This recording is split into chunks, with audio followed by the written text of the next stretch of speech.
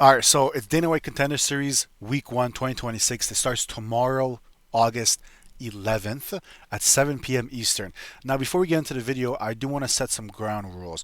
When it comes to Contender Series, there's going to be a few spots where you could slam, right? Where I'm going to be slamming myself. But those kind of spots come, one per card or every other week. There might be a spot where you could slam. Outside of that, I'm personally betting on this for fun, right? Like, I'm putting not a lot of money. If anything, I'm going to start a new bankroll with a new amount and slowly grow that and then start using that and, upping my units and upping my sizing because you can't trust these people. You can only trust some of these fighters and they're very rare, right? They're one per card. And outside of them, you don't know these fighters, right? Sure, we do tape on these fighters, but we truly do not know who they are because they fight low level competition. They're all getting round one knockouts. They all look decent, but the second you put them on, against someone on their level on the Contender Series, if they don't get to finish round one, they gas. We've seen so many times throughout the year minus 500 favorites, minus 900 favorites get fraud checked, or the odds are just completely wrong. They get out wrestled and they get laid on. We've seen so many favorites come in. We think they're going to get a round one finish and they don't, and then they gas round two and three and they lose. So you got to be careful because you cannot trust a lot of these low level people. You really can't. For example, in tomorrow's card, the only person you can't trust is Hassan. Is that his name?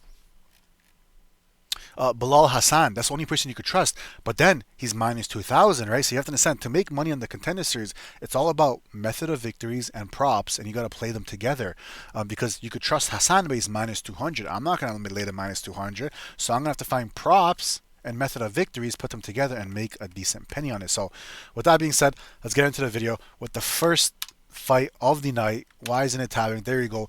John Kunneman versus Joe Kropschot. Now, they're both ass. Okay, I want to just make that clear. They're both ass, okay? But we still got to make a pick, right? I know John Kunaman dropped as a favorite. He's only minus 300. Now, to be clear, Joe Kropschot, I'm assuming he's American because his name is Joe Kropschot, but he looks like an Indian and he fights like an Indian. It's the way he fight. Listen to me, okay? I'm going to say this again. He looks like an Indian, he fights like an Indian, and he takes damage like an Indian. If you look at the two fights that he didn't get a quick finish in, just in round one, he hits like a handful of punches, and his face is already swelling up. His eye is closing shut. His face is purple. He's bleeding. He's cut up, and I'm like, what the fuck? Like, how's that even possible? The fight just started. This Joe Kropschot does not take damage well at all. He's very tall and long, but he doesn't use his attributes. He doesn't fight tall and long. He doesn't. Nor is he a wrestler. He's a BJJ nerd. That's what he is. He goes in, he gets a trip, and he's hoping that you give up the back because he's not the best at BJJ, but that's his background. He likes to do his BJJ. I think he has like 5 or 6 wins via BJJ. He's a BJJ nerd. He probably has better BJJ than John Kunneman. Now, Joe Kropschot has faced a better competition. He has been fighting on LFA compared to Joe Kunneman, who has been fighting, I don't fucking know where. Literally, I don't know what the fuck it is. I've never heard of those promotions before. He's been fighting cans. And I'm talking about like literally your uncle stepping in on a Saturday evening, off the couch, off a few beers, fighting John Kunaman. That's who he's fighting. And I'm being so dead serious. I'm not even, like, I don't make jokes. I'm not the type of person to make jokes. I don't make jokes. That's literally the level of competition Joe Kunaman is fighting. So again, Joe Kropschot has fought the way better competition. And on the feet, he's horrible. He gets a desperate trip. He gets on top. He gets reversed. Then he tries it again. Oh, shoot. This time he finally gets the back and he gets the submission. So the few times that he has fought decent competition, he hasn't done the best. But he somehow finds to get a submission and it works for him. But even then, it's like I could tell like his wrestling is not good. His striking is not good. His BJJ is his bread and butter. And even at that, he's quite mid at it, okay? Now, John Kunaman, all he does is the fight starts. He rams in you like fucking Joe Goldberg from WWE, gets a takedown, and then just either ground and pounds you until the ref stops it, or he's going to ground and pound you till you're forced to give up a submission, and he gets the submission. Now, in round one, it does look like John Kunaman is the side. It looks like he's strong. It looks like he's like an animal, and he looks aggressive. And I think that would work here. I think that's all he needs is the round starts. Joe Kropschot's striking isn't going to do anything here. Run into him, pick him up, dump him, get on top, and ground and pound. Ground upon him till you get the finish. It's probably going to be a KO or a submission. It's probably, I mean, I'm hoping it's a KO because I'm assuming the line on KO would be a lot longer than it is on sub. But that's what I would do. If I'm Joe Kropschot, I would let him do that. Because we don't know how his cardio is. I would let John Kunneman beat the shit out of me. Because realistically, again, does Kropschot have another choice? That Kropschot's going to get taken down. He doesn't have good striking. So his only chance is to get taken down, get his ass kicked for 5 minutes, and then hope in round 2 and 3, homie fucking has no cardio, and then beat the shit out of him. Let him take you down, reverse him, go for his back, get a submission, or at least put him in a body triangle like you have in your past 3 fights, and just hold him there, win a decision. That's what I would do if I was Joe Kropschot. But in reality, I think John Kunneman gets a takedown, gets on top, and ground and pounds. The only caveat is if it goes to round 2 and round 3, we don't know how his cardio is. We really don't. But that's how I think the fight's gonna go. I hate how he's a minus 300 favorite. Like, how the fuck is he a minus 300 favorite? It makes no sense. One, like, they both have the same record, right? One is 8-3, one is 10-0. They both have like 6 submissions and like 2 knockouts, and all of the rest are decisions. John Kunneman has fought the better competition. John Kunneman has lost to the better competition. He has the better experience, but again, he fights like an Indian. I'm not even trying to say it as an insult. He literally fights like an Indian. Just go watch his tape. It's on LFA. So, of course, John Kunneman. Next up, we have, oh my god, we have Mulumba versus Tom Pagliarulo. Now, if you remember, Mulumba is actually from the Contender series of last year. I wouldn't say he beat the shit out of Rahiki, right? Like, again, like, you watch that fight against him and Rahiki, it kind of, like, Mulumba looks good in that fight. Oh my god, he dropped Rahiki. No, you have to understand. The thing about Rahiki, and I've been saying this since his first fights, Rahiki is a good fighter, but he has no defense. If you look at the way he got caught in the first time that he got dropped against Mulumba, again, Rahiki is tall and long for 145. You know what Rahiki does? He does a step through knee. So basically you're stepping, so you're faking your rear leg. Whether it's a teep or a kick or whatever, you're stepping through it, and then you're throwing your left knee, right, to cover the distance. Like, why the fuck are you throwing that? The round just started. Mulumba, he's not even reacting to your kicks or your teeps or anything because you haven't thrown any. He throws a naked step through left knee. Mulumba sees it from a mile away. He throws an overhand right and drops Rahiki. It's like, what the fuck are you doing? Why would you do that? And then Rahiki does it again. So it's hard because it's not like, oh my god, Mulumba, he set up Rahiki and then dropped him. No, Rahiki basically gave his fucking chin on a platter and said, hey, fucking knock me out. Because that's what fucking happened, which sucks. Now, Mulumba is a weird fighter because it's like, he's one of those African, Congolese, Cameroonian fighters where it's like, they have raw power. Like, he has raw power. Who the fuck is texting me? Who the fuck just sent me a heart? What the fuck? Anyways, right, like, you look at, half of Mulumba's wins are knockout. He goes in there, he swings, and he gets a knock and he goes home. However, the other half of his wins are submission wins. And it's really weird for someone from Africa to like the grappling so much. And he loves his grappling. And he's quite good at grappling. He likes to take you down. He likes to get your back. He likes to be in a body triangle, look for the submission. I don't know why. Because he has power, but he also likes to do that. Now, against Tom Pagliarulo, against Tom, this is the problem. Tom is 6 foot tall. Mulumba is 5'7". Tom has 5 inches of height, so you can only imagine how many inches of reach he has because it's not listed here. But he doesn't use it. This motherfucker has the height and the reach and the power to be a decent fighter, but he doesn't use it. This guy's 6 foot tall, but doesn't fight like a tall man, doesn't fight like a long man. This fucking retard fights in a squat position and he fights like a short fighter. As in, if you ever seen a short fighter fight, because he's so short, he fights in close range. He doesn't even fight at kicking range. He fights in closer than kicking range, where he throws boxing combinations where he's so close you could just fucking knee him up the middle. For example, Carlos Prates versus JDM. JDM's a boxer. He can't fight you in kicking range. Carlos Prates could fight you in every single range, in boxing, in kneeing, and in kicking range. JDM can't. JDM can only fight you in boxing range. Tom should be able to fight like Carlos Prates, but he chooses to fight like JDM. He literally fights you in a squat position, hunched over, throwing hooks. When you're so fucking tall, you could just throw a 1-2 and Mulumba can't even fucking touch you.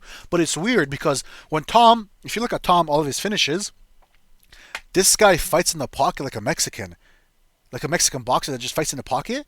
When he has 6 inches on these guys, he refuses to use his attributes, which is really weird because he trades with Corey Sandhagen. Because Corey Sandhagen doesn't do that. Corey Sandhagen uses his reach. So it's weird because when I'm watching Tom's fights, he's fighting you in boxing range and he's just spamming hooks and he's knocking these fucks out cold. And I'm like, holy shit. Like, what the fuck just happened? That's crazy. Um, and he's finding success. He fights hunched over. He fights at your level. He fights as a short man, and he's just spamming hooks and knees. Oh my god, his knees! Because he's fighting such short people, he has 2 knockouts via knees. He just fucking you come in, boom, knee up the middle, and it knocks him out cold. Beautiful knees, but outside of his knees, I don't like the way he fights because against Mulumba, Mulumba's used to fighting people in the pocket, and he has the power. And it's tough because if Tom was like a longer fighter, I would say yeah, Tom should win because again, it's gonna be hard to take down Tom, and plus Tom, it's gonna be hard to fight him. He's too long. He has what he has. He has 6 inches on you, 5 6 inches in height, which means he has like what 5 to 7 or 8 inches on you in length. You could literally just throw a 1-2 and move, and Malumba can't do shit about it. But he refused. So all I'm saying is, if Tom comes into this fight fighting like he did in his last fight or is in his entire career as a short fighter, if he fights hunched over and starts swinging in the pocket, I just think Mulumba would catch him because Mulumba's used to fighting in the pocket, and I think Mulumba, with the power advantage, with this height, I think he could just catch him. So honestly, it's tough because I could see either or of the fighters catching each other. I think the best way to play this fight would probably be the under. I think that they're just going to swing and someone's going to catch someone. Maybe I'm hoping Mulumba doesn't wrestle, but I just think someone's going to go out because of the way they fight. Like Mulumba just swings in the pocket, Tom swings in the pocket. Mulumba likes to mix in the wrestling, but outside of that, they both swing hooks in the pocket. It's fucking crazy. I think someone gets finished. I'm probably gonna play that angle of somebody getting finished, probably by knockout. But I'm gonna have to go. I'm gonna have to pick Mulumba here. And also, don't forget, Mulumba doesn't have the best cardio. Like the only reason why Rahiki won that fight against Mulumba was because Mulumba gassed out in round 2. So another thing is, it's like if Mulumba wins round 1 and I see him getting tired, I'm fucking slamming Tom. For example, last year when it was Tommy McMillan versus the Armenian guy, I put money on the Armenian guy. When round 1 finished, I was like, well, when as round 1 was finishing, I was like, holy fuck, this guy's getting tired. I went and I live bet Tommy McMillan because I knew he had cardio, and then I got him at like plus 4 500, and then he goes on to win the fight. Like Dana White Contender Series is one of the best things for live betting because cardio is a huge aspect which some of these fighters don't have. Because a lot of these fighters, especially these big favorites, they end up like they're supposed to get a round 1 knockout, right? This is the problem. It's like when you think you got the finish, for example, if you go in there and you drop someone and you're about to finish them and they're about to like you're about to get the win, but you don't, they end up gassing like their adrenaline dumps, their cardio dumps, and then they have nothing for round 2 and 3. You got to be able to watch for those signs to be able to switch sides and make money on the underdog. Okay, just putting that out there. But I mean, man, Malumba has some decent wrestling. But anyways, next up, Bilal Hassan versus um, Saikia.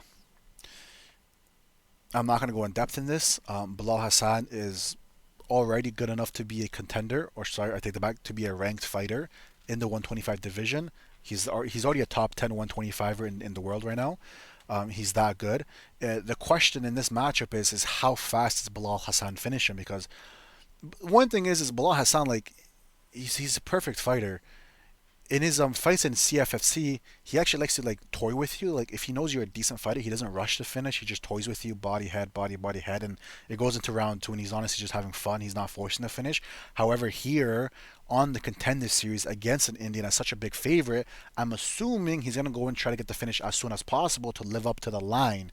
Um, he's gonna get a round 1 finish. He's gonna get a round 1 knockout. He probably finishes this Indian in less than 2 minutes. And I'm being so honest. He's gonna get a round 1 finish.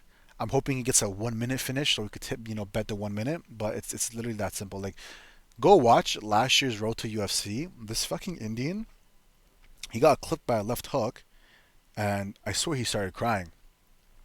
It wasn't even a hard punch. This guy drops. He was out. It was literally a TKO. Sorry, no, it was a KO. And it's like, brother, it's like it makes no sense because to get KO'd flat, you have to be either so chinny where you just can't take it anymore, or you got hit by fucking Nagano. And it's like, motherfucker, this was your first fucking loss, and it's like the first time you've been knocked out and you go out cold. It's like when you shoot someone in the head and their body just fucking folds and they're dead and they're just there. That's what happened to this guy. This guy just folded and dropped. And then when he woke up, his eye was bleeding, and he was making like a face. You know, you ever seen like you ever seen someone like a kid cry without making any noises, but like he's crying? That's the face he was making, and I'm like, bro, buddy's crying. It was so embarrassing. But anyways, Bilal Hassan, round one finish, round one knockout, fucking round 2 minute knockout easily. Oh Jesus. This is where it gets interesting. Abe versus Fabrizio. This is where it gets interesting. Look, the odds on this fight is near even. You have a Lebanese guy versus a Mexican, and it's funny because I mean Lebanese they're not really known for fighting. I mean Moroccans are because you know the kickboxing background. You don't really see fighters from like Libya, Syria, you know Lebanon. He's Lebanese, sorry. Like you don't see people come from that region. Now, when you watch Abe fight, he's a wrestler. Like he just takes you down and he just wants to throw some ground and pound. And he doesn't have good BJJ. He doesn't have good striking. He just like the fight starts and he just rams you and takes you down and just throws. Um, I'm not really impressed. He's 8 and 0. He's 25, but he looks 35. He's 5'9", 72 inches of reach at 155. Damn, he's a little small. But anyways, he has 4 knockouts, 3 submissions, 1 decision. He has fights in Legend of Combat, which I don't even know what the hell that is. Round one knockout, round two rear naked choke, round one knockout against 15 and 32, 43 and 22, 11 and 5, 7 and 7, 4 and 2. I'm not really impressed. When he gets you against the cage, he throws like 5, 6 hooks, and then just dives in for a double leg, takes you down, just throws more ground and pound, and that's all he does. And apparently he has good cardio, but we don't really get to see in his fights because all of his fights are finishes, except for one 2 years ago. But that's his game. It's like he's not really dangerous anywhere, right? Now against for Fabricio, he's a little crazy. Like it's funny because in one of his fights, the referee stops the fight and he continued to throw like 3, 4 punches, and the referee's like, "What the fuck?" And he starts making a face towards the fighter. I'm like, "Damn, he's 6'1". He's a little taller. I wouldn't say he's bigger than Ape. I mean, of course he's taller and he's a bigger frame, but like he's a little pudgy. You know, like he's not like this big muscular guy. So that kind of like negates it. You know what I'm saying? If he was 6'1" and he was fucking thick, okay, homie's fucking too big. Now the way Fabricio fights, it's fucking stupid. Like again, like he starts off his fights with like a jab, a 1-2, and then the second he has you in the cage, he fights like Seppo. He puts his head down and starts swailing, bro. He starts swinging for the fences. Left hook, right hook, left hook, right hook, left hook, right hook. And then if he doesn't knock you out, he's just gonna take you down and just try to, throw ground and pound, go for a sub, or you get back up, throw a few punches, take you back down again. And it kind of looks like Fabricio does have a little bit more power than Abe. It looks like he is a little sharper. But if this fight ends up being a barn burner where both guys are swinging hooks against the fence, it's like it's whoever gets clipped is gonna get dropped, and it's like how the fuck am I supposed to know? Who's gonna get dropped first? But it looks like Fabricio is more of the striker because I'm looking at Abe and it looks like he's just a wrestler. Like he likes to just take you down and that's it. And a lot of those guys are not comfortable striking and they're not comfortable with the BJJ aspect. So I'm gonna pick the homie Fabricio. He's 1 decision, 1 submission, 7 knockouts. He's fighting in Budo Sento Championship. I don't know what the fuck that is. I really don't. He's not fighting any good competition. None of these guys are. I think Fabricio does have a little bit better striking. I do think he has a little bit more power on the feet. And I think he has BJJ to survive. I think he'll be able to get up. The only problem is his cardio. Like Fabricio, I don't know how his cardio is, right? So if this fight extends, it's like, can Abe come back and make a comeback? That's the problem here. So I'm gonna pick Fabricio. I just don't know how good his cardio is, truly. But this fight, this is it's a dog shit fight, if I'm being honest with you. Now at the main event between Matt Adams versus Anthony Witt, I don't know why the fuck this is the main event. I don't know why. Is it because they're just heavyweights? Because that's a stupid fucking reason. It should have been Mulumba or It could have honestly been any of the fights like, outside of these guys. Like, this is a horrible fight. What, just because they're heavyweights, you want to make them the main event? They're both dog shit. They're fucking horrible. Literally. Look at them. Now, we're going to start with, of course, Anthony Witt. Now, Anthony Witt is 6-0 from America. He's 30 years old, 6 foot tall. Oh, no, another 6 foot tall heavyweight. He's 6 foot tall from Kilcliff. We don't have his reach. Now, look. This guy fights like a heavyweight who doesn't like to fight. If you know, you know. A heavyweight who doesn't like to fight, what do they do? The fight starts, they throw a few punches, and they dive. They dive for your legs because again, if you're fighting an MMA fight and you don't like to get hit, what do you want to do? You want to feel comfortable, you want to feel safe, and the only position that makes you feel safe and confident, safe and comfortable, is being in being in guard, right? You want to be in someone's guard, and you want to just be wailing punches because the person under you is not throwing punches. He doesn't have no BJJ, and that's where you feel comfortable, and that's what the homie Anthony Wint does. Now you're gonna see he has 4 knockouts, 1 submission, 1 decision. Okay, now he has all low level fights. And some of his low level fights, for example, right here, in his last 2 fights, that's what he has to do here. And in his last 2 fights, the fight starts, he doesn't go for a takedown. He strikes, he throws a jab, he throws a 1-2, then he throws an overhand right, he clips him, drops him, and gets a finish. That's what he does in these 2 fights. Okay? Against Matt Adams, that's what he should do. He should keep the fight standing and clip him and get the fuck out of there in round 1. Because if you watch his other fights and if the fight extends 30, 40 seconds, he goes for a takedown. He gets in that guy's guard, and he just throws ground and pound. And he gets the win. Except for against Omar El Shalah. Granted, Omar was a lot taller than him, a lot bigger than him, a lot taller than him, but then again, like, it wasn't like, oh my god, Omar was some built jack guy. No. He's 6'4", but he was fat as shit. Like, literally, his stomach was hanging below his fucking belt line. He wasn't this built strong guy. And so another problem is, like, sure, you didn't finish this guy because he's taller than you, but, like, buddy, he was fat as shit. And it's like, he survived. And after Omar survived round 1, what did Anthony resort to? He would take him down and set in his guard, or he would hold him against the cage. Because after round 1, Anthony was so tired, he was just holding Omar against the cage. And Omar would hold him against the cage, and then he would hold Omar in the cage. Like, for example, Stephen Aspen versus Pat. In round 3, they're just hugging each other against the cage because they're tired. So same thing here. It's like if he doesn't get the early finish, they're just going to hug each other against the cage. Now, when you look at Matt Adams, he's not really dangerous on the feet. So Anthony Wilt, he's a little bit more dangerous on the feet because he has these finishes where the fight starts, after 3 punches, the guy's eating dirt, you know? He goes in there, 1-1, 1-2, overhand right, gets a knockout. Now, when you look at Matt Adams' fights, he's 6'2", he's 28, he's 5'10", but honestly, they have the same height.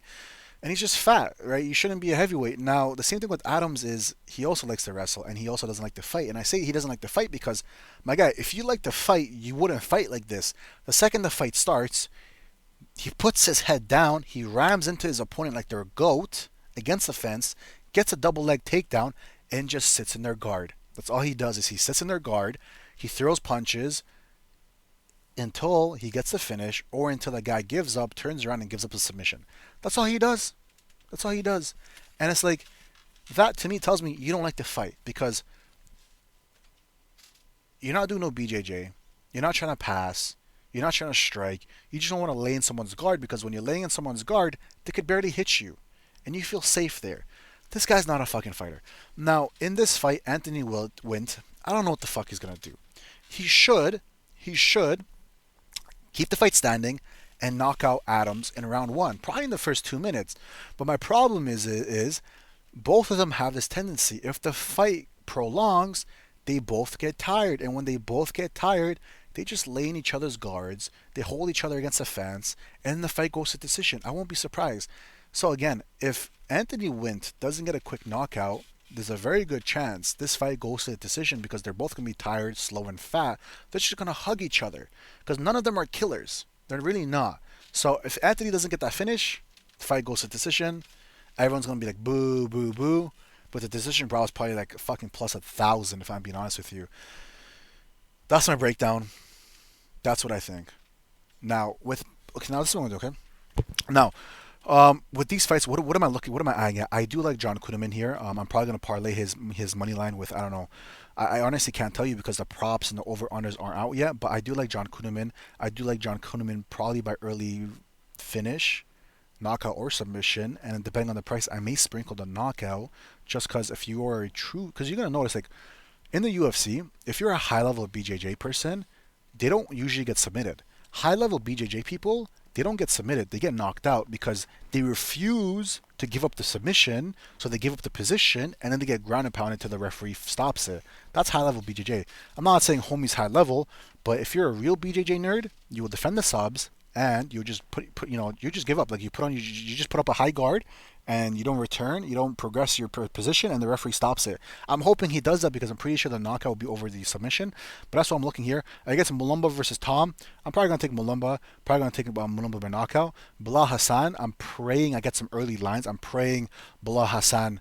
Round one is good props. Bilal Hassan round one knockout. I'm praying we have under 2.5 minutes. Good odds. Slamming that shit against Abe versus Fabrizio. I mean it's gonna be a parlay piece. Fabrizio parlay piece. Again, Anthony Witt. Probably going to take Anthony Witt round one knockout or 2 minute knockout, and then of course sprinkle on the decision. That's how I'm looking here. Horrible fucking card.